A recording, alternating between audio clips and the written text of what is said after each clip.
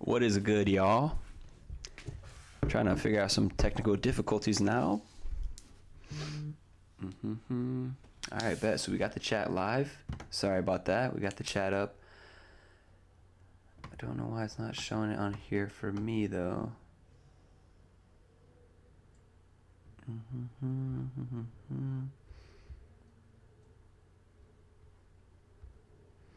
Why is it not showing it?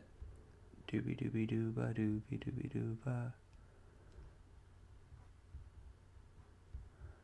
Okay. Don't know why it's not showing chat for me. It's not good.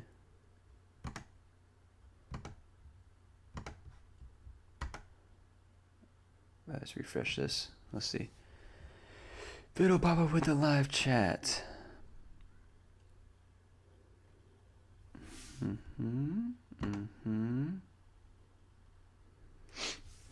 All right, well, and while that fixes itself, there we go.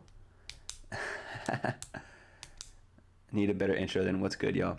All right, what's bad, y'all? What's bad? Everything bad? All right, that's good. It wouldn't show me live chat, but I got it now. I just refreshed it, so we're live now, literally. All right, well, on this episode of DTWD Down to the Wire Debates, man, we're discussing the NFL schedule. Released last night, 8 p.m. Really, it was released earlier because, you know, these individual organizations can't just shut their mouths until a certain time. They have to leak it, or CBS leaks week 1, and then people leak the primetime games and yada, yada, yada. So we got the schedule a little earlier than we expected. It was just kind of tossed at us throughout the day, and then once 8 p.m. hit, we all knew. But the Jags have the 18th strongest schedule, so middle of the pack. You know, out of 32 teams, average win percentage is .491. So it's an average schedule. You know, it's not the worst and it's not the toughest, you know. So it's good for them. Expectations for this year, I mean, you can't get much worse than 1-15. I mean, you could go 1-16 now, or you could go 0-17. After that, it's only up. You know, and in terms of how they ranked offensively and defensively, in terms of like points per game and yards per game, they were 30th in points on offense, 28th in yards, 31st in points on defense, and 32nd in yards. So I mean, it's only up from here. It literally is only up from here. So, without further ado, let's get into it. We're going to break down every single game, and we're going to predict if there are wins or losses. So, we kick it off, no pun intended, week 1 in Houston. Now, this is like a time for me that I've been praying for. I have acquaintances and friends that are Texans fans that I love that the shoe is on the other foot now. They would shit talk the Jags all the time without even making it out of the first round of the playoffs, never making it to an AFC championship, yada, yada, yada. And here they are, bottom of the barrel. Week 1, we have the Texans in Houston. Now, funny story here. The last time we kicked off the season in Houston, 2017. And just jogging y'all's memory, Jacksonville, Calais Campbell, 8 sacks. Yannick Ngakoue, 29-0. 29-0. That was the season right there. I'll mention it again, but kicked off the season 29-0, just absolutely destroyed them. That's when Deshaun Watson made his appearance into the league after halftime, I believe. Bill O'Brien threw him in there. And then he ended up getting hurt earlier on in the season, or later on that season, but this is a win here, man. If there was any surefire win as a 1-15 team, it's the Houston Texans. They have the chance to go 0-17. This team is so bad. They lost Will Fuller, the number 1 wideout, since they already lost DeAndre Hopkins because they sold him to the Cardinals for a bag of chips. They lost J.J. Watt, also to the Cardinals, and they lost Darren Fells, their number 1 tight end. They did add Mark Ingram, who's out of his prime now as a running back. He's too old now, I feel like, to be any bit of a threat on that team. Plus, they're not going to be running the ball. They're going to be down 75 points a game. They're going to be playing catch-up. They added Chris Conley, Love that guy as a person, but last year he did not perform for us, so they can have him. And then hometown hero DeMarcus Walker from Denver, defensive end. They signed him. Definitely needed help without J.J. Watt being there anymore. But they had no picks in the draft, like significant ones. I don't think they had a first or second rounder, so they didn't pick until the third, and that's when they drafted quarterback Davis Mills from Stanford. I guess that's who's going to replace Deshaun Watson if Deshaun Watson never wants to suit up for them again, which I don't see him suiting up for them ever again. So week 1, W. Jaguars are 1-0. Then we go over to week 2. We play the Denver Broncos. Now, they finished 5-11 last year. Underachieved for sure, as we did as well. Their offense and defense was pretty subpar also. I mean, they ranked 28th in points, 23rd in yards, and then their defense was 25th in points and 21st in yards. Now, they were a big disappointment for me during the draft. If you watch my draft reaction broadcast, and they didn't go after a quarterback. They had Justin Fields fall in their lap at the 9th overall pick. Didn't go after him. They didn't trade up to go get anyone. They didn't get Mac Jones. Those two guys both slipped past them. So it seems to me that they're stuck with Teddy Bridgewater and Drew Lock unless Aaron Rodgers magically gets traded to them, because that's the rumor mill right now is the Broncos could be it. If that doesn't happen, I mean, they're moving in the right direction, rebuilding, especially on the defensive side. Even after losing to Marcus Walker, A.J. Bouye, Desmond Trufant, they drafted arguably the number one corner in the draft, Patrick Surtain, a great running back, Javonte Williams, and then they got a guard to protect whoever the hell is taking snaps back there. But they did also add Ronald Darby and Kyle Fuller to the defensive backfield, so that helps, as well as Kareem Jackson over the top at safety. So home opener, man, it's going to be a lot of hype. And, they're coming from Denver where they're high altitude. They come down here. It's September. It's fucking hot and humid. You ain't handling that. The Jaguars are 2-0. 2-0 now. And we move on to week 3. This is where it gets a little tough. This is one of those toss-up games for me. I have like 2 or 3 in here that I just can't decide. Obviously, it's taking everything in me not to just go, we're going to be 17-0. But the Cardinals, although they went 8-8, they kind of fell off a cliff at the end of the year. Didn't make the playoffs. I mean, it's Kyler Murray. He's electric. They added James Conner. They drafted Rondale Moore. So that offense is on fire. Like AJ Green also added to the mix. That the league is definitely shifting more towards the offensive side of the ball. It favors that, just like the NBA is. So they're heading in the right direction, and their offense is scary, man. I mean, they lost Kenyon Drake, so that's why they had James Conner, but they lost Patrick Peterson as well and Hassan Reddick. So they're replacing with Zaven Collins, who's just a big body outside linebacker. Him and Isaiah Simmons, if they take a step forward this year, they could be tough. So I see this being a close game at home, but the Cardinals just too much, I'm going to take the L here. We're going to hold the L. So the Jaguars are 2-1 now, right? And then we move on to the one and only primetime game. I called it. I knew this was going to be a primetime game when I saw it, when just the away opponents, home and away opponents were announced months ago, even before the draft. Like, we knew we were getting Trevor Lawrence versus Joe Burrow. I mean, that's a huge story. The last 2 number 1 overall picks in the draft. A rematch of the 2019 college football playoff final. I mean, that's a story in itself. You could just have them out there slinging at each other all night and people would watch. So the Bengals were 4-11-1 last year. Not good. They didn't protect Joe Burrow well. He got hurt. If he's healthy by week 4, I mean, he's supposed to be, because he went down early in the season, but it wasn't just an ACL injury. He tore like every ligament. He destroyed his knee.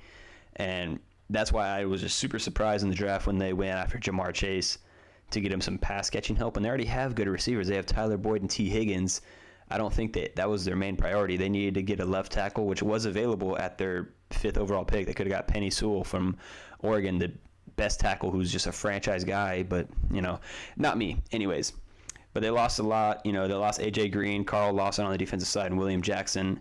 And they added Mike Hilton from Pittsburgh to play corner. So, I mean, I'm not too fond of their improvements.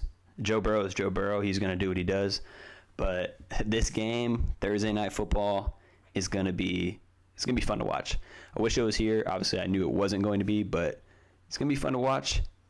But I think, the Jags are trending so much more up than the Bengals right now. I give them the dub here. So the Jaguars are 3-1 heading into Week 5 against you can't really see this, but it's the Titans. We got the Titans at home. The good old Tits. Titans have just been, they're our biggest rival by far. I hate them. I absolutely hate them.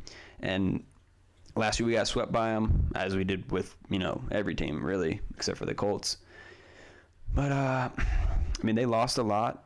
I feel like they lost more than they gained in the offseason prior to the draft by losing, Jonnu Smith, Corey Davis, Adam Humphries, Malcolm Butler, Desmond King, all big-name guys, big play guys, starters for them.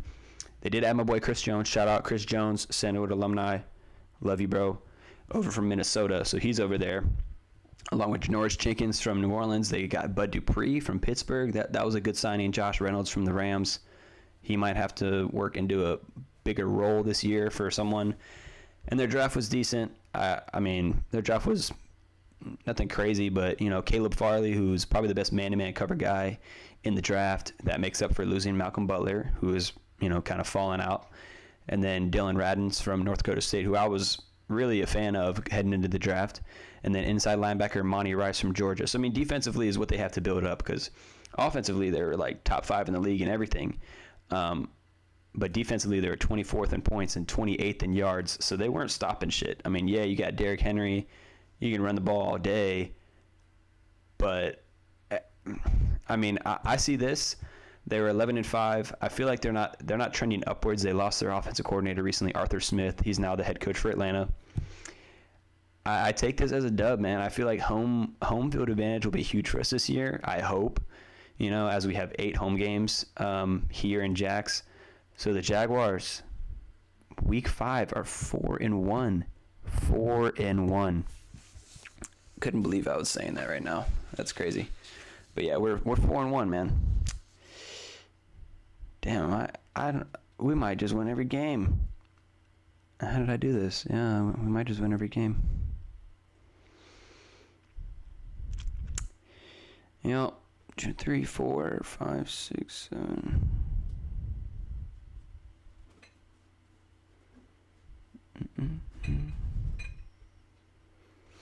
Yeah.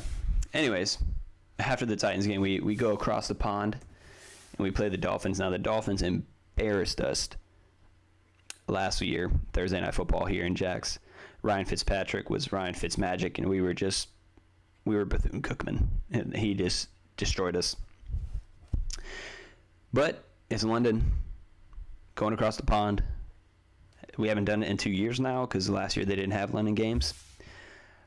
But Lonnie's waiting on this answer. Now the Dolphins, if you watch my other broadcast, I gave the Dolphins the best grade for the draft. They had an insane draft in terms of talent and just high rated players, and they're committed to Tua being the guy. I feel like I still need to see more from him. Yes, I'm an Auburn fan, so fuck Bama. Pardon my French. War Eagle. But, they added Will Fuller, so, they have more firepower along with Jalen Waddle and Devontae Parker. Those 3 right there, man, those guys are big play guys. Devontae Parker obviously being the bigger body guy that can go up and get balls. They added DJ Fluker on the offensive line and Jason McCourty on the outside on defense to go with Javon Holland, one of the best safeties in the draft, who they took. So, they're trending in the right direction, and 10-6, missing the playoffs last year. Sorry about that, Lonnie. Y'all probably going to make it this year, and you're definitely going to beat us in London. I don't want to say definitely. It's going to be a close game, but I don't know how we're going to fare playing in London this time around. If we were fresh in it, yeah, but I wish this game was at home. Maybe we'd have a better chance. I feel like the home crowd this year is going to be crazy, how packed it might be.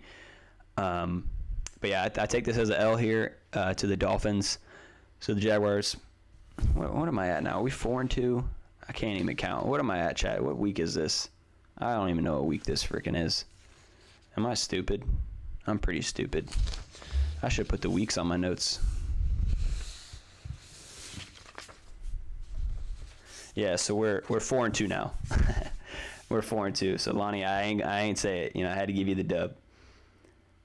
Yeah, I give Miami the dub. They're coming, man. Their window's open and they're busting right through that door, man. It's exciting to see, but can't wait for the Jags time to come. Pause. Anyways, after that, it's the bye week. As always, after London, then we travel all the way to Seattle, and man, we are historically bad in the Pacific time zone. Chargers, back in San Diego days, we'd get our butt torched by Phillip Rivers. Seattle, I remember we lost by like 51 year when we had David Garrard. That was that wasn't the last time we played in Seattle, but the time before that, it was just bad. I was in like middle school. That shit was terrible. Anyways, the Seahawks, if they start hot and they're still hot by week 7, or this is week 8 after the bye, I mean, they're going to be a force to be reckoned with. It's Russell Wilson going across the U.S. It's tough, and I'm giving us an L there just because that's just a tough place to play coming from, all the way in Florida. So it could be a close game. Who knows what kind of stride we're hitting at that time, even after the loss to Miami. But this is an L here, so we're back to 4-3. So we're coming back down to earth, all right? We were 4-1. We're coming back down to earth, all right? Now we're about to come back down to earth even more because the following week we play at home against the Buffalo Bills. I just skipped the Seahawks thing. Let me go back to the Seahawks. So the last time we played the Seahawks, man, we all know, ain't no jumping in no stands, man. He would have got hit for sure. It's Duval, baby. Yeah, ain't none of that happening. We ain't at home. If we were at home, I'd give us a chance. On the road, I'm not giving us much of a chance there. But who knows? As the optimistic Jags fan I've always been, hey, I'm cheering for us to win every game. These are just my predictions of realistically lose that, whatever. So now we go back to the Buffalo Bills. Oh, another brawl. We got Shaq Lawson and Leonard Fournette duking it out. I don't believe either of those guys play for their teams now. I know Leonard doesn't, and I don't know about Shaq Lawson. I don't keep up with the Bills. Screw them. Anyways, the last time we played them, we lost 24-21 inside Buffalo. This time it's at home. Last time we played them at home, we know it was the wild card game. This ain't the shirt from that game. This is ages, vintage. But this is another loss, man. We fall on a 3-game losing skid, to the Dolphins, Seahawks, and Bills. As the Jaguars always find, they start hot, and I think that's what this schedule is favoring, is that we start hot. We got some cupcake teams, the Texans, the Broncos, who aren't really doing much, and then the Bengals, who are banged up maybe, So we're coming back down to earth. We're back to 4-4 after a 4-1 start. That's just unfortunate, but that's how it's probably going to be.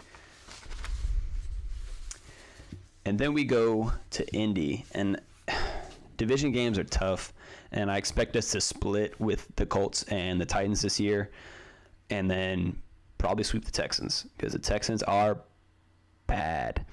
Now, this will be our first time playing the Colts in Indy, though, and with Carson Wentz at the helm, I mean, that man was 3-8-1 as a starter last year. I'm not too threatened by that. My friend Tyler, shout out Tyler, he asked me if I was threatened by Carson Wentz. No, not in the slightest right now. Not right now, but by week 9, we'll see. Or week 10. He threw 15 picks last year, led the league, and he had 10 fumbles. I don't know how many of those he lost. I didn't look into that, but 10 fumbles. I mean, you got to hold on to the ball if you're a quarterback, and that's only in 12 starts. So, yeah, he was banged up. Yeah, the Eagles have always had, the garbage guy playing left tackle and the mailman playing wide receiver and the milk guy playing tight end. But, the Colts added on the defensive side of the ball, and they were top 10 in everything. Top 10 in points on offense and defense, top 10 in yards per game on both sides of the ball. They're in that window now, and you'll hear me talk about it more. They're in that window now of championship, contenders. So losing Phillip Rivers, losing their second leading tackler, Anthony Walker Jr., I mean, that hurts, but, I mean, their defense makes up for it with Kwity Paye, who's arguably the most like ferocious pass rusher in the class. So in Indy, splitting the series, I'm taking the L in Indy, unfortunately. So Jaguars back down to 4-5, man. 4-game skid. It's tough. I believe that's what you predicted, Lonnie, too. You put us at a 4-game skid around this point as well. Now we come back home from Indy to play the 49ers. Now, the same way we suck playing in the Pacific time zone, I feel like it's going to have the same effect on them playing in the Eastern time zone. So they were 6-10 last year. They were pretty average. They battled a lot of injuries, so you can't really fault them. I mean, they went from 13-3 to 6-10. That's a huge fall. But then the year before all that, they were 4-12. So, I mean, they jumped up 9 games and then down 7 games. And that's what the NFL is built like. And that's why there's such a great turnover ratio, because of the scheduling. It's consistent in division games, and you play a rotating conference in the opposing conference every year and in your own. But it's built so that the good teams have tougher schedules and the bad teams have worse schedules, so that the records kind of balance out. And that's why you always have 1 or 2 teams in the playoffs that you wouldn't have thought would have been there a year ago. So, hey, that could be the Jags. Who knows? But I'm taking the dub here. And I don't know why I'm not skipping through these freaking slides. Anyways, I'm going to take the dub here. And it's week 11. It could be Trey Lance time. I feel like when you're coming a year off of being in the Super Bowl and then you just have a total letdown season, then you draft your supposed franchise guy to take over. I think by this time, if they're not over 500, Trey Lance is in the game. Trey Lance is starting. They lost both their running backs, Tevin Coleman and Jerick McKinnon. They did draft Trey Sermon from Ohio State, who I did like going into the draft. And they added Mohamed Sanu and Alex Mack from Atlanta. But, they lost a lot offensively, but it's their defense that they really ride on. But, yeah, man, I was hoping this could be a primetime game. Trevor versus Trey, if Trey were to start. But this is a dub. This is a dub. So if I can count, I mean, we're back to 5-5 now. So we're at 500. All is gravy. Maybe we're looking towards the playoffs. Who knows? Week 11. Now we're going into week 12 against the Falcons. I mean, I don't know. I mean, we got to go against Quintarius Lopez-Jones, and then Calvin Ridley, and now Kyle Pitts. Now, the Falcons are a scary team. 4-12 doesn't scare anybody, especially when they're last in the NFC South, but pretty average across the board offensively, middle of the pack. Defensively was bad. They didn't really do much to fix that in the draft besides Richie Grant from UCF. But they were 1-8. Now, I always preach one-possession games. They were 1-8 in one-possession games. Hold on, let me read this chat now, because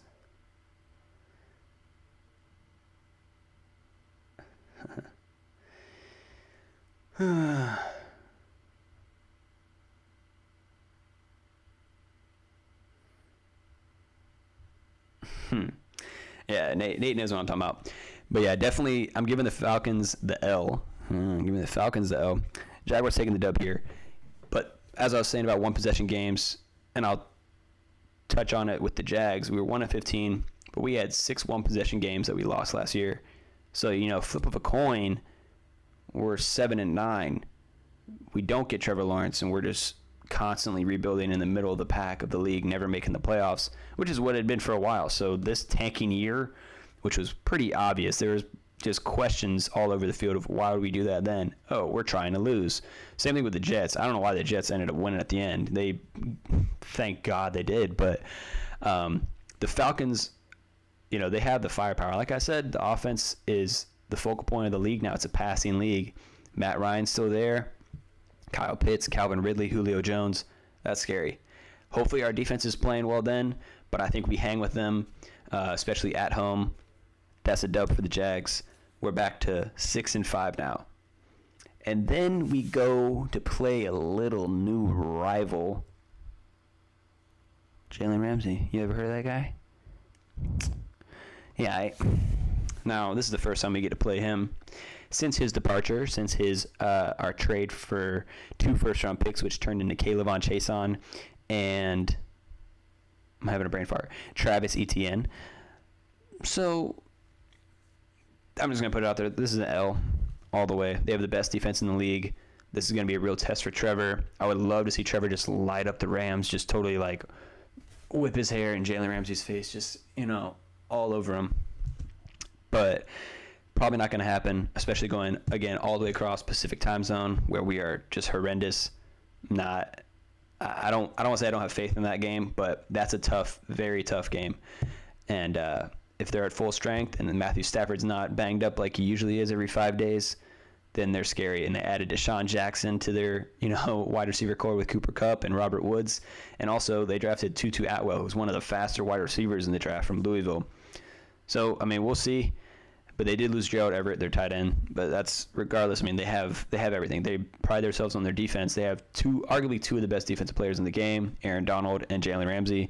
It's unfair. I don't think the Jags come out of a win there. So we're back to 6-6. We're right at 500. We're flirting with 500. We're gonna be over under by the end of the year. Who knows? We go back to Tennessee now, and man, I don't gotta say it. We haven't won in Tennessee since 2013. Man, I was a junior in high school when we won in Tennessee last.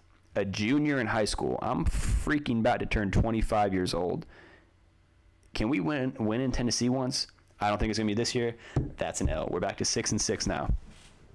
And then we get the cupcakes, man. We get Deshaun Watson watching his team take all these L's. They're probably 0-13 at this point. We get the Texans at home. I'm calling that a dub. It's going to be 742-0. 742-0. Mark my words. Trevor Lawrence throws for 900 touchdowns. Too easy. Too easy. Well, this is the Titans right here. This is Derrick Henry, if you don't know who that is. But yeah, every time we go to Tennessee, by the way, we used to get our butts whooped or stiff-armed for 99 yards every time. Now, hopefully this defense is built up to where we're not getting destroyed like that. I think we will make a lot of these games close or closer than what they would have been last year. But the Titans just have our number. There's certain teams you just can't do anything about. It's like you play them twice a year. They know you, you know them, but they got your ass. So we're dead there. And then the Texans, this is going to be their fans by that week. They're going to just be trashed. They're not going to be at games. I don't even know why I'm showing a picture of a guy at a game. No one's going to be at those Texan games. They're going to be terrible. And I love that. So that's 2 free easy wins. So we're getting another win in week. I don't even know what week this is. I'm just counting the opponents. But, so we're back to 7-7 now. 7-7. 7-7. 4 games to go. Can I count? 3 games to go. And the final 3, one of which is, it's a juicy one. It's juicy. It is the franchise guy and the wannabe franchise guy. It's Zach Wilson, babyface killer, versus Trevor Lawrence, sunshine. I might be at this game. Who knows? I travel to games all the time. If I don't go to LA and Seattle, this is the next one up. Even though I've been in New York before for a Giants game, season opener 2018, this would be one to go to. And I hope by this time we think about flexing this game, because who knows what kind of strides, like I've said, that they're going to be hitting at this time. If Zach Wilson's going to be on fire, if Trevor Lawrence can be on fire. I don't know why the number 1 and number 2 pick would not be a primetime game. Yeah, we're 1-15 and 2-14. No one cares about us. We're the worst 2 offenses in the league. Who cares? This is what we battled all offseason. Once week 17 ended last year, Trevor Lawrence, Zach Wilson, and Zach Wilson slowly rose up the ranks, and everyone's like, oh, he's going to be the number 1 pick, which was just, those guys are idiots. Give me their credentials, please. Get them out of here. But this game is a dub, man. I hope we run all over and throw all over the Jets, just to show, hey, we have the better quarterback from this draft class, because they feel confident in their guy. Nah, bro. It's Trevor Lawrence time. It's T time. Not Tebow time. Trevor time. So this is a dub, 8-7 now. Trending up. Above 500. Then we go to New England. Nate, I don't want to go to New England, but we go to New England. Bad memories in New England, man. Bad memories. In fact, it's quite like nightmares in New England. It's you see it right here. It's not pretty. It's not something I want to remember or talk about. Me and Nate were just talking about it earlier, and I was crying over the phone through text, and they lost Joe Thuney and Jason McCourty. That's it. But Bill Belichick fucking pulled out the Brinks truck for everyone in free agency. I mean, Hunter Henry, Jonnu Smith, Nelson Aguilar, Kendrick Bourne, Kyle Van Noy, Devon Gottschall. Like, he went all out. He was like, look, we are not going 7-9 again. We're going to ball out. Their defense was still up there, top 15, 10 in the league, number 7 in points, 15 in yards. But let's see what y'all saying. Yeah, Pats ain't shit, man. Yeah. T-Law's greater than Minshew, which is greater than Cam, which is greater than Mac Jones. Yeah. Yeah, in Foxborough late in the year, I mean, it's not Brady Town anymore. And I don't know if Mac Jones will be the starter this time, but, I mean, they have – I don't know, man. I just hate traveling to New England, man. Foxborough is not my favorite place to be. This is the L to bring us back down to 8-8. It's not a lost cause, though. Not a lost season. Then we go back home sweet home. We get Indianapolis at home. I love it. We've won our last 6 games in Jacksonville against Indianapolis. All is well. All is well. All is well. This is last year. Our only win. Andrew Wingard. You won't hear that guy's name again because he will not be on the roster this upcoming season because that's how bad we were last year. Or actually how good we've gotten, maybe. I don't know. But this is him picking off Phillip Rivers, one of the 2 people to do that day, sealing the win. So if he can do it, then we can do it now. If he can do it last year, we can do it this year. That's a dub. The Jaguars will finish the season 9-8. So let's talk about that. What questions y'all have? Are there games? I had some toss-up games there. The Cardinals and Dolphins games, both I have written down as L's. Those could be toss-ups. The 49ers game I had as a dub. Same with the Falcons. Those 4 games, 2-2, I have a splitting. Those are all toss-ups. It could be 4-0, it could be 0-4, it could be 1-3, 3-1. I have a lot of hope for the home slate of games, but in terms of the away games, especially going across the pond or whatever, I'm not sure. You think that we beat the Pats? I know you're hoping we beat the Pats because that's probably going to help you in your division. Granted, the Bills are going to run away with the NFC East, but I could see you wanting us to beat the Patriots. I mean, that's so far away. I mean, the season's so far away from starting that week 17 against the Patriots is even farther away. There's so much that goes on. I mean, we have a week. I'm going to count this, man, because it's an insane. We have a week 1, 2, 3, 4, 5, 6. We have a week 7 bye, bro. That's tough. With a 17-game season, and we got to play 11 straight games. That's tough. I think it's the 49ers. They have a week 5 bye or something, or the Falcons, week 5 or 6 bye. I mean, they're playing the whole year. Like, you get a bye that early, it sucks. You're not really preserving anything. Rookie quarterback records. I mean, y'all are going to have a rookie quarterback. You should look up rookie quarterbacks against Urban Meyer. Because the week before, we're probably going to destroy Zach Wilson. And then Mac Jones is going to be shaking in his dad bod boots. Anyways, I got us going 9-8. And this season is going to be a special one. Why? I'm just going to throw this out there. The last time we played the NFC West, 4 years ago, 2017, we made the playoffs despite going 1-3 against that division. Now, if you listen to my predictions, I have us going 1-3 against the NFC West this year, and that's not on purpose. That's by coincidence. I just realized that today. We only beat the Seahawks in 2017. This year, I'm only going to have us beating the 49ers. But also, like I said before, we kicked off the season in 2017, 29-0 in Houston.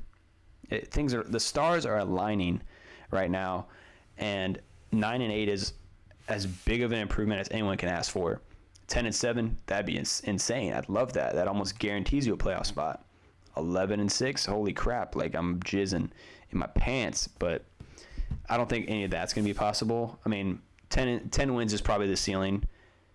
7 wins is probably the floor. Between 10 and 7 is what I see. If anything less than 7 wins is a loss for me. It's just as bad as we were last year, in my opinion. With the talent we're surrounding, with the coaching staff we have, with the hype, with Tim Tebow, dude. So, Ricketts, you got us going 8-9. Yeah.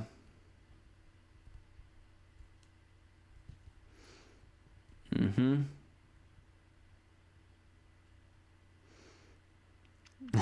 I know Urban hasn't coached yet. I'm just trolling. But anyways, yeah, so I'm hopeful for this season, and I think it's going to be probably 2 years before the Jags are legit threats in the AFC. The AFC is so stacked now with the Chiefs and Patrick Mahomes and then Josh Allen and the Bills. I mean, the Bills are insane. I don't see anyone touching them right now. If the Chiefs' offensive line is really built like they say it is now after free agency and the draft, then they're going to be dangerous. They're going to be right back in that discussion, of course. They'll probably be in the Super Bowl the next 3 years. Steelers, get them out of here. Until they get a quarterback, I don't believe in them.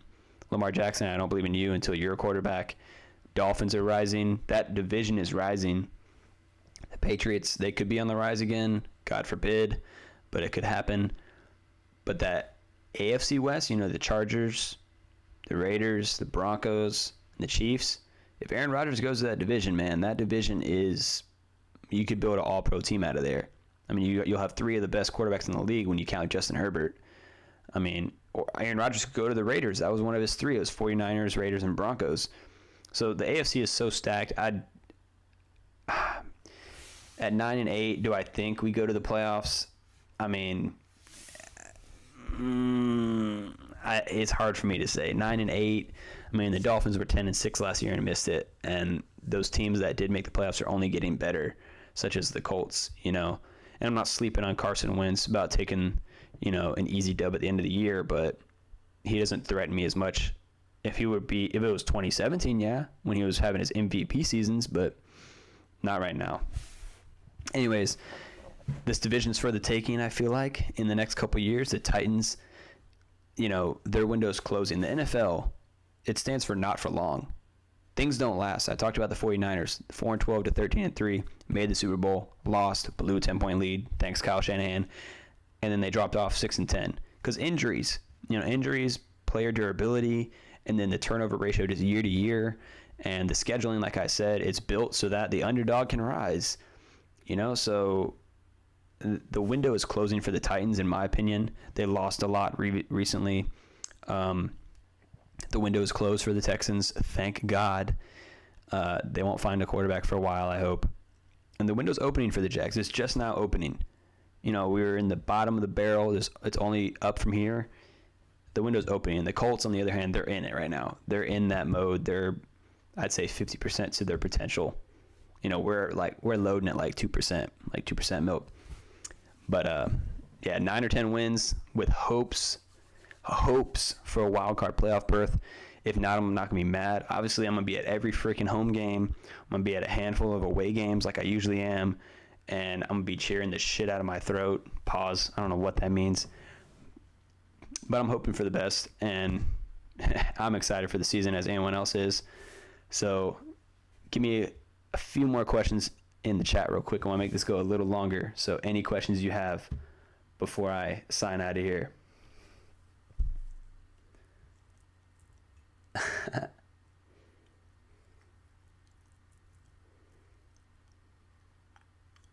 Tebow, 6 catches, 81 yards, and 2 touchdowns against the Patriots.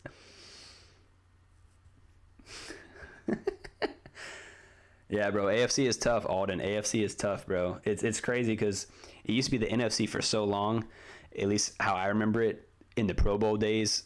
The NFC was just so much more stacked compared to the AFC. It was like the West in basketball compared to the East, so it's crazy to see that shift in the tides to where it's almost more balanced out. If anything, it's in favor of the AFC, and it definitely has to do with Patrick Mahomes. He makes everyone want to be better because you have to go through him. You have to go through Kansas City now. It's not Tom Brady. Once Tom Brady left, bro, it's like the AFC's wide open, you know. No more going through Foxborough. You know, the road to the Super Bowl doesn't go through New England. So, all right, so this was a question someone asked. Bro, Lonnie, I saw that question. I don't want to answer that. But Nate, Burkle actually asked me this, and I wanted to save it for another video. I might just cut it out. Hold on. That's all, folks. You know, I'm just going to get rid of the slideshow so I can do this, and maybe I can cut it into a shorter video for Tebow. Who's going to be the biggest breakout player for the Jags this year? How do you think about Tim Tebow? Do you think he'll be relevant? If I had to give you a breakout player this year, oh man, that's tough. I want to say DJ Chark so bad. But we have so many pieces on offense, it's going to be hard. The obvious answer is Trevor Lawrence. Like, oh, he's going to be crazy. I think Laviska Shenault, though. I watched that guy's tape in college. I watched him from last year. You can't watch that guy, and Nate, this is for you too. You can't watch that guy and possibly think he sucks. So you better take those words back from earlier. The guy tied the league with DeAndre Hopkins amongst wide receivers with broken tackles, 22, and he played 13 games. Dude's got strong hands, great route running. He's just tough to tackle. He's just he's a beast in the slot, and I think Trevor's going to envy that. You know, he's going to enjoy having that guy to throw it to. But if there was really someone that would just come out of the woodworks for me for the Jags, it's Colin Johnson. I mean, who knows what they're building him into? We didn't draft a tight end that can catch. We have Tim Tebow now, but Colin Johnson's a tall enough body. They might convert him to tight end. Who knows?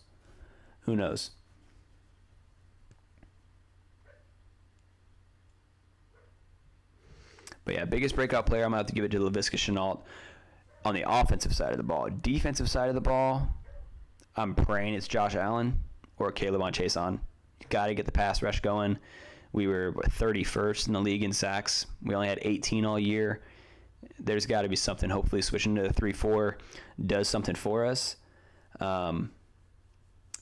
Is Spina running back number 1? Is James Robinson running back 1? Yes. James Robinson is running back 1. He's the RB1. Doesn't mean he's taking all the snaps. Just means he's starting. First snap of the game, he's in. It could vary. You know, Travis Etienne could line up in the slot to start the game. Is he the starting running back then?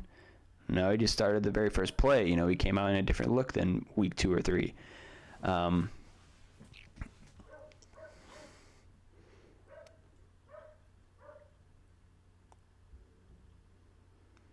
But Chark didn't break out.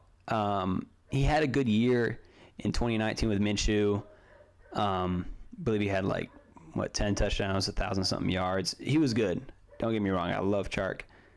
But he's not. He's been missed a lot on throws. Last year, I saw so much frustration from him when Minshew, Lutton, or Glennon couldn't get him the ball. I felt so bad for him because I know he was just being what's the word I'm trying to think of? He was just being very, you know what I'm trying to say. He wasn't being used properly. He wasn't being utilized to his fullest potential. Or he thought he could be, and he just wasn't getting the ball. I mean, you can't do anything without the ball in your hands. So I think it's Chark and Laviska for me that are going to be the two big guys. Marvin Jones is going to be great on the outside. He's a great complement to DJ, and he can take off some of that pressure of DJ just being doubled because there was no one opposite him that could threaten anyone. I mean, Keelan Cole is good. I started to fall in love with that guy, and then free agent, he goes to the Jets. So, I mean, yeah, it's all offensive now in the NFL, and there's so many teams that utilize 2-3 running backs throughout a game. You got to keep fresh legs. James Robinson took 95. I mentioned this before. He took 95% of the running back carries in the 14 or 13 games he played. 95%. He only didn't get 11 of the carries amongst the running backs on the team. What? 11? That's it? That's as many times you got to sit down for a running play?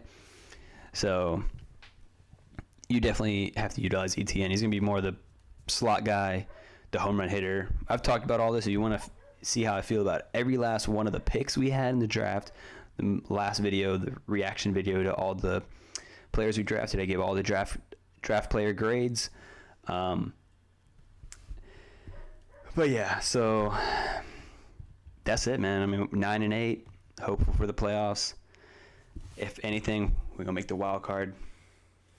You know, just like the Jags always do. I'd love it to be a home playoff game, but there's not really much more I can say. I mean, it's gonna be a great year for a lot of teams.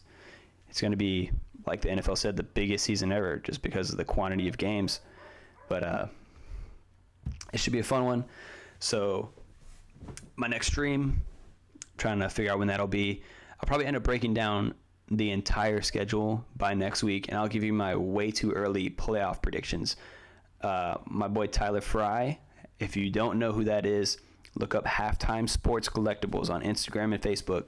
Follow that. He's got a ton of sports memorabilia, vintage stuff, autographed and not, just player used equipment, jerseys, everything. So check out Halftime Sports Collectibles. But he did one recently on his page where he just broke down every single team just to predict the playoffs and Super Bowl contender and winner, which I'll go ahead and spoil it for you. He had the Packers beating the Bills in the Super Bowl. So I don't know. We'll see how mine breaks down. But that'll probably be my next stream, probably next week, maybe tomorrow if I want. But stay tuned. I appreciate those of y'all who subscribed today. I know that was Nate, Alden, Dylan, whoever else is watching right now. I appreciate y'all. Appreciate y'all tuning in. Don't forget, man, once the season kicks off, finally, this thing's going to be rolling every Monday and Friday. Just be locked into it, because it's going to be a lot to talk about. There's going to be a lot of hot button topics during the season, I'm sure. The biggest season ever. A lot of shit going on. So y'all be easy. I'll see y'all next time. Peace out.